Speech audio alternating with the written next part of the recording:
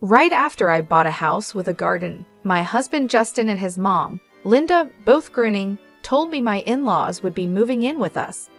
They said if I didn't like it, Justin would divorce me.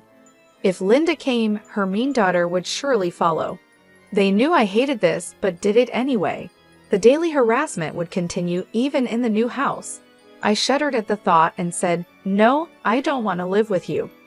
Linda looked at me, raising her eyebrows. She pulled out divorce papers, already signed by Justin. She only cared about getting the house. Their plan had worked, which was terrifying. I struggled to hold back my laughter. Seeing me tremble with my head down, Linda looked victorious. I quietly signed the divorce papers, packed my things, and left the house I dreaded. On moving day, my ex-mother-in-law bombarded me with calls. "Have you realized yet?" she demanded, asking to meet and talk. That was exactly what I wanted. I would meet her and end this myself. I prepared for the final confrontation and headed to face them. My name is Julie. I work at an advertising agency. My husband Larry was introduced to me by Eric, a manager at a newspaper company. I couldn't refuse Eric's offer because I was in a weak position. I was 31 at the time, and after 5 months of dating, I married Larry due to his persistence. I ended up regretting this decision at such an important moment. I think my ex-mother-in-law, Olivia, planned to deceive me from the start. She seemed gentle and kind, but her attitude changed as soon as I married Larry. She dropped the mask of a reasonable older woman and showed her true colors as a cruel mother-in-law. "Hey Julie, what are you doing? I told you to weed the garden after cleaning the dishes." Not a day passed without her shrill voice echoing through the house. I felt exhausted every day.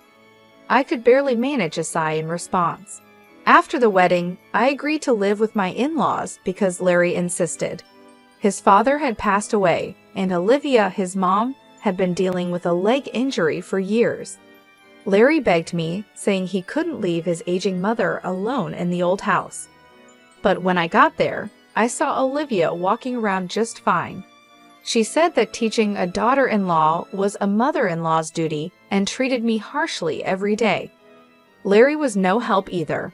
Whenever I suggested living separately, he made excuses and avoided the issue. He always did whatever she wanted and never stood up for me when she scolded me. "Yeah, my mom has quite a temper, huh?" he would say. "Stop grinning and help me. This is really hard for me." After getting married, I began to feel intense anxiety and depression. I found myself crying unexpectedly or feeling sick for no reason. After seeing a doctor, I was diagnosed with an adjustment disorder. The thought that every day spent at my in-laws was affecting me badly was truly unpleasant. Despite my feelings, Olivia continued to make unreasonable demands. "Don't be lazy just because it's your day off. Have you finished cleaning the room? You haven't gone shopping yet, have you? Make sure to check the discount stores before you go. Please, Olivia, don't shout at me. I have a headache. I'll do the cleaning and shopping later," I pleaded. "Don't give me that. When you're told to do something, you do it immediately. You're the daughter-in-law, aren't you?" "A daughter-in-law is not a maid," I wanted to retort. Her demands often involved the house itself. Cleaning the gutters, replacing the wallpaper, fixing the splinters in the pillars. The in-laws' house was very old and falling apart. It creaked whenever the wind blew. Each time, she would urge Larry to get a new house. "This place is a rental, you know. We're renting it cheaply from an acquaintance. Just once, I want to live freely in our own home. Don't you think so, Larry?" "I do, but we can't afford it on my salary. A house of our own is just a dream," Larry replied. Olivia grew frustrated with her useless son and took out her frustration on me. "Cook, clean, weed the garden, take me to the hospital." She didn't care that I was exhausted from working full-time. It was no wonder I developed an adjustment disorder. I couldn't help but think that every day. 5 months after moving in with my in-laws, a woman who made my miserable life even worse arrived. Larry's sister Kelly came back after her divorce, bringing her child with her. She said her ex kicked her out, saying he didn't want to see her face anymore. "Well, it's my fault really," she admitted. "I left my kid alone and slept with my husband's boss. What kind of morals does this woman have?" When Kelly saw my shocked face, she smiled a little. Kelly, who looked just like Olivia, acted just like her too. She refused to do any housework and made me clean her room as well. "It's only fair, right? I'm raising a child. You wouldn't understand since you haven't given birth, but it's harder than it looks. So thanks in advance for your help, Julie." Kelly didn't work. She lazed around all day. Her care for her child was half-hearted at best. She would lie on the sofa doing nothing. On weekends, her behavior was especially bad. She'd leave her young daughter with me and go to the arcade. Kelly had some bad friends from her wild days, and sometimes started drinking with them in the afternoon. I wished she would at least help with some of the housework, but Kelly did absolutely nothing. She was the type of woman who would do anything to get money for fun. One day, Kelly handed me a drawstring bag. When I looked inside, I saw my dad's cufflinks, a ring, and some vintage lighters. "What do you expect me to do with these?" I asked. "Figure it out. Sell them and make sure you get a good price, okay?" Kelly said casually. These were my late father's belongings, meant to be keepsakes, yet Kelly told me to sell them without a second thought. I felt a wave of sadness, especially since she would likely use the money for the arcade. Unable to bring myself to do it, I explained the situation and handed the bag over to Larry. I don't know what he did with his father's keepsakes, and frankly, I don't want to know. When Kelly first returned, many things happened. My belongings frequently went missing after she arrived. Around that time, I also discovered that Larry was probably having an affair. A friend who worked at a different advertising agency saw him in town on a weekend. Larry was walking arm in arm with a flashy young woman. I was furious when I heard the story. I'm working hard from morning till night, even on weekends, and you're out having fun with a young woman. Unbelievable. This is cheating, right? Who is she? Tell me the truth. It's not cheating. She's just a worker from a massage parlor, Larry replied. And how is that any better? You shouldn't be going to such places when you're married, I shouted. Kelly laughed hysterically at our argument. Olivia seemed annoyed but didn't strongly scold Larry. According to Olivia's logic, if a husband goes to such places, it's because the wife isn't devoted enough. Getting upset over something like that is embarrassing. The problem is you. If you were more devoted to Larry, this wouldn't happen, Olivia said. I don't agree, Olivia. Isn't that a bit unreasonable? I said. This is the norm in this house. Besides, going to places like that or having an affair shows a man's strength. A wife should forgive such things with a big heart, you know. What was normal for them was crazy to me. Forgive visits to those places and affairs? There was no way I could do that.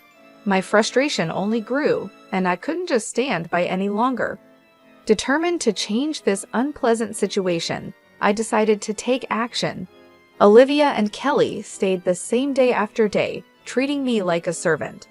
They lounged around on the sofa or floor, raising their voices when they were hungry. Hey, why isn't lunch ready yet? It's already noon. Stop dragging your feet, Julie. You're so slow, it's annoying. Then why don't you make it yourselves?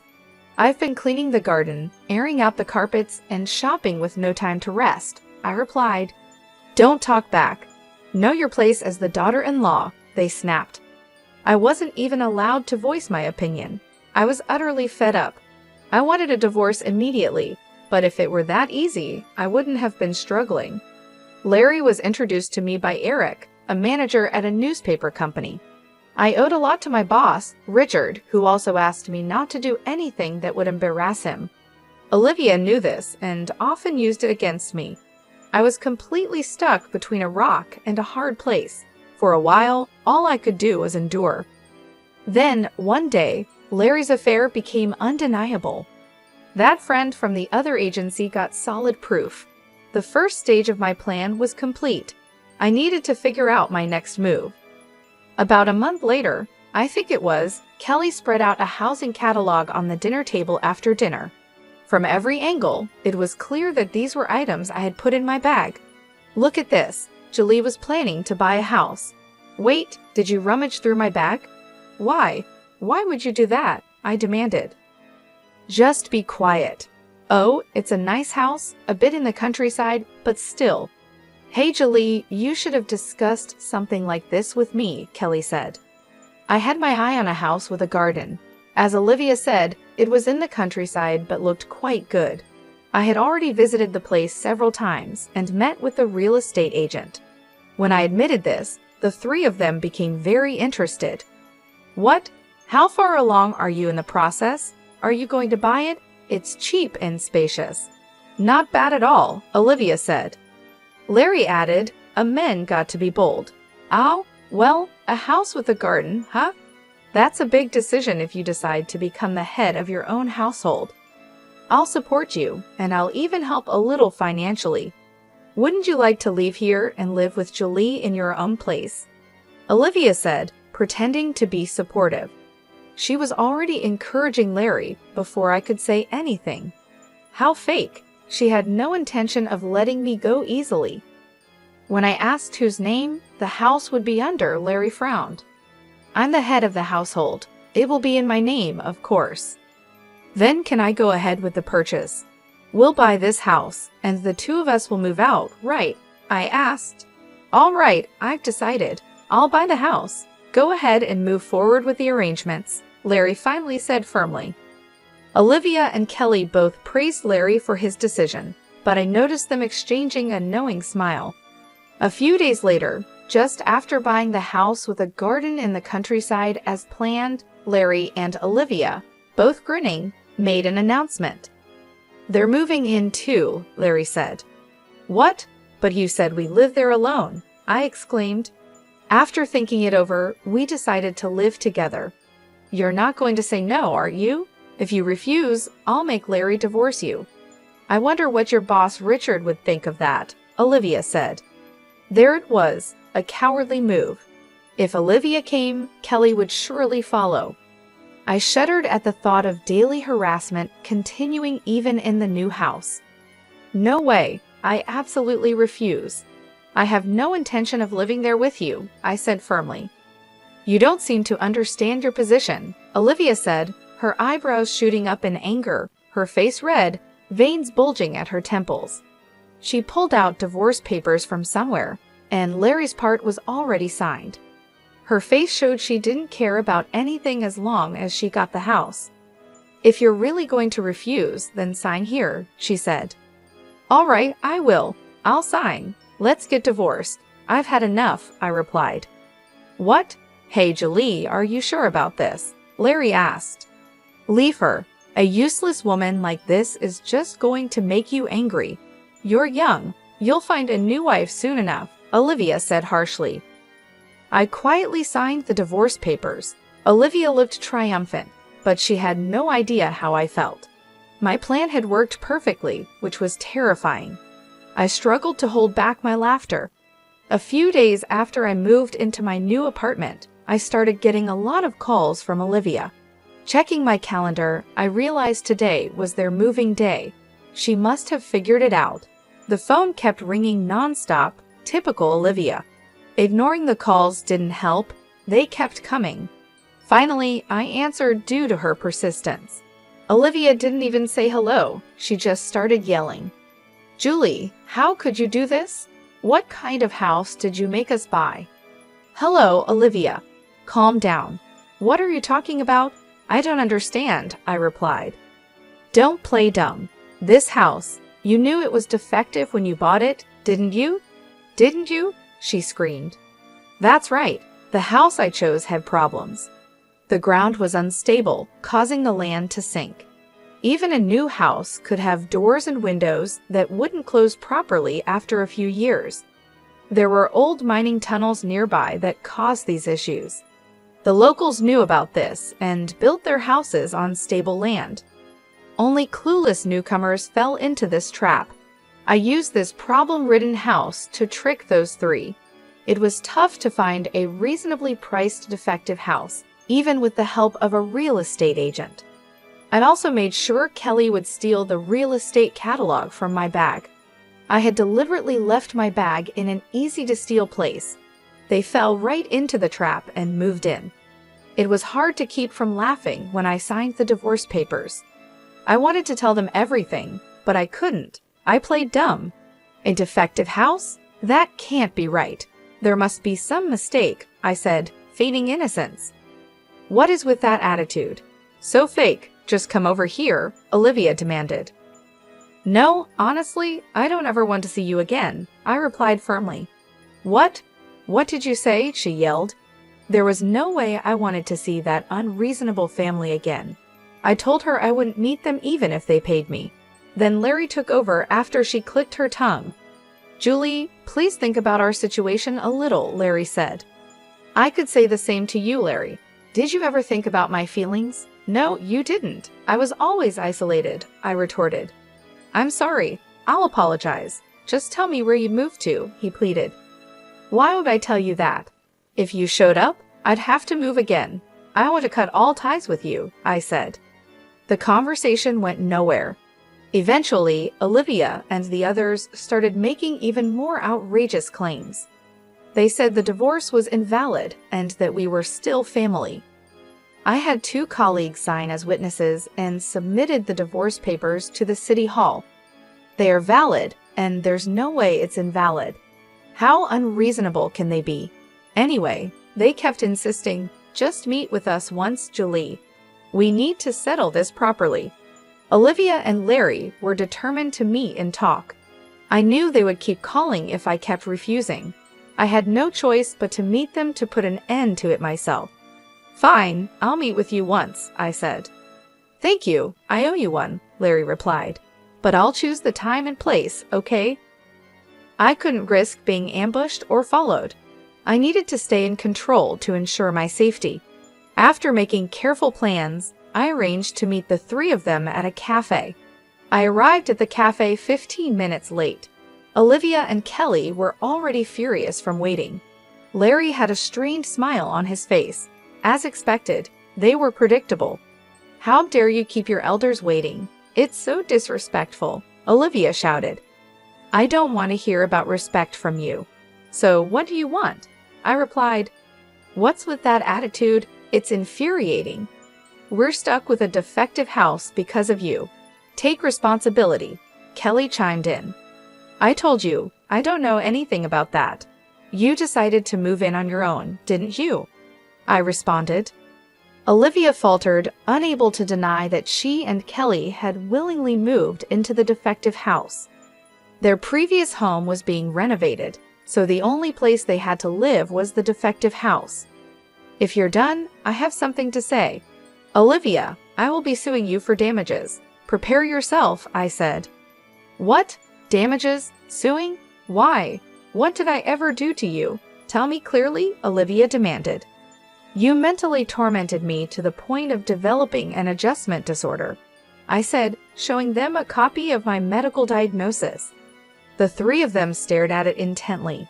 Olivia's eyes widened. She probably never imagined I had been seeing a psychiatrist.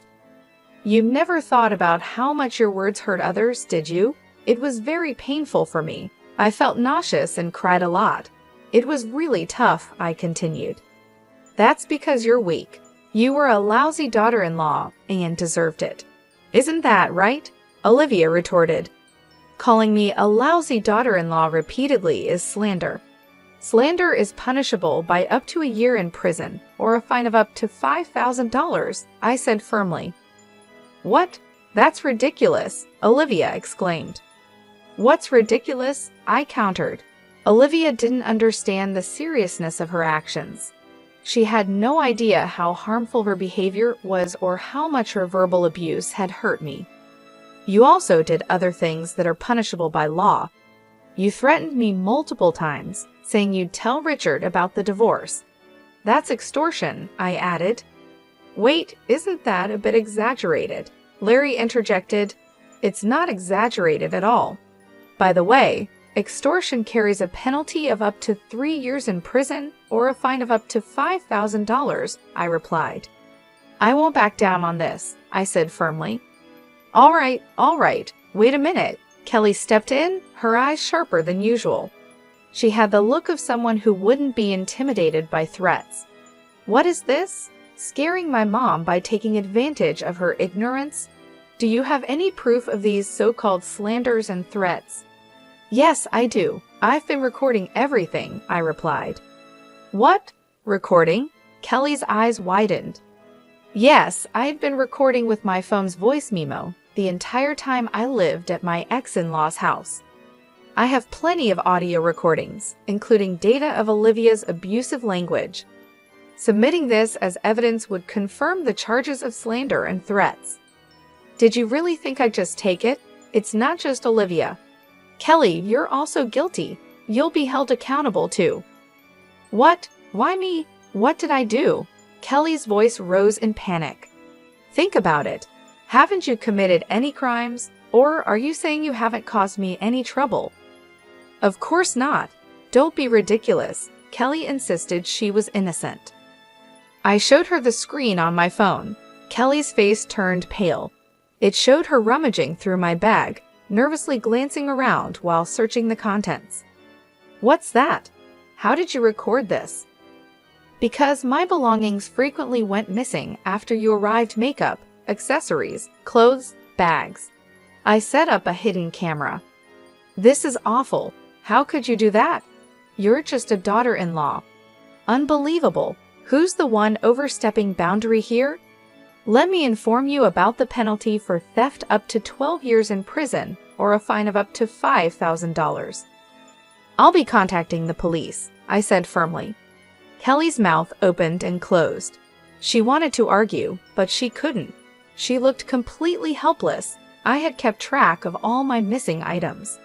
Knowing the exact extent of the damages would make it easier for the police and lawyers to act.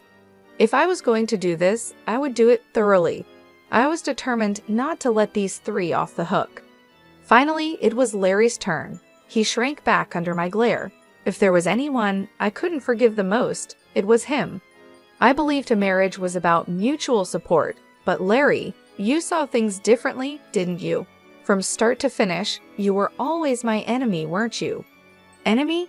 No, I never meant that. Not at all. Please believe me. Even today, I was trying to mediate as much as possible, Larry pleaded. Sure, enough with the lies. I don't need your mediation, I said coldly. Larry was a cowardly man. He always sided with the stronger party. He had always been with Olivia and Kelly. Even now, he was trying to placate me to save himself. If he had been a slightly better man, maybe, but it was too late now. I would have stayed married if he had just said, "Let's move away and live just the two of us." I might have done that. The name of your affair partner? I believe it's Nicole. What? How did you know? Larry stammered. I had a friend investigate. She's good at that. I even have pictures of you and Nicole entering a hotel together. Look, here they are, I said, showing the photos. No, don't show them. Don't show them. Larry tried to stop me from showing the screen. He didn't want his mother and sister to see his affair. But why should it matter? Their morals were already broken. They were all like-minded. I put my phone and the copy of the diagnosis back in my bag. I had shown all the evidence I needed. Olivia, Larry, and Kelly looked defeated and drained of energy. If they did anything wrong, they'd be reported to the police. They seemed scared, but I was fully intending to consult the police regardless of their actions. I believe the police will come by eventually. Don't try to run. It will only make things worse. And make sure you don't follow me. Understood, I warned. Julie, don't be so cold. We were married until recently, remember? Larry pleaded. Yes, and honestly, I think marrying you was a huge mistake. I feel so relieved we're not a couple anymore. If you follow me, I'll press charges. So don't wait outside my office or contact me unless it's absolutely necessary, I said firmly. I made a few simple agreements with the three of them and left the cafe. Even after I left, they sat there looking dejected. You can't stop people from talking. The news of Larry's divorce quickly spread at his company. The reasons his infidelity and mistreatment of me spread along with it. As a result, Larry faced cold treatment at work. The person who introduced us was Eric from the affiliated newspaper company. Naturally, Larry lost his trust and was viewed harshly. Unable to endure the hostile environment, Larry eventually quit. He struggled to find new employment, and his relationships with his mother and sister became strained. About a year after our divorce, Larry reappeared in front of me. He called out to me as I was leaving work, and I turned to see a shabby-looking man standing there. "Larry, I barely recognized you," I said. "I know people say my face has changed lately," Larry said. He looked like he had been through a lot. Olivia and Kelly were convicted and fined, and I had claimed alimony from Larry. They must be struggling financially now. They still had to pay off the mortgage on the defective house, so things were tough. "How are Olivia and Kelly?" I asked. "They're alive, just barely hanging on. They're both working now because they have to, or we wouldn't survive.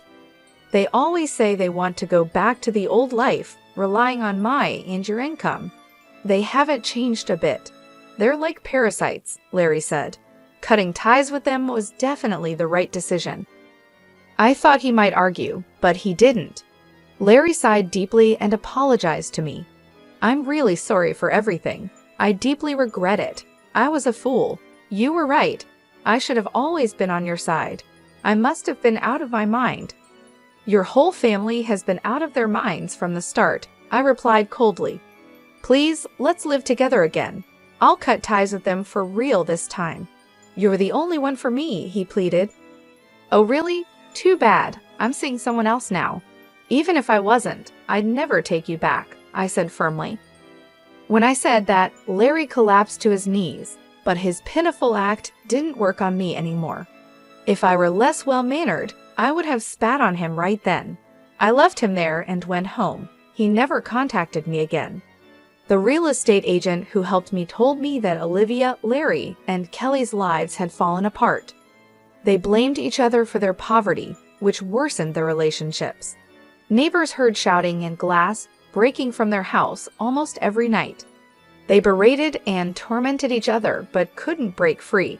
It was nothing short of hell. They were quite isolated in the community, with no one wanting to interact with them. Eventually, they will likely sell their unsellable house for next to nothing and end up homeless with just their debts. I can clearly imagine the three of them huddled together, cursing each other under the cold sky. One day, I'd like to see their miserable state when they've hit rock bottom.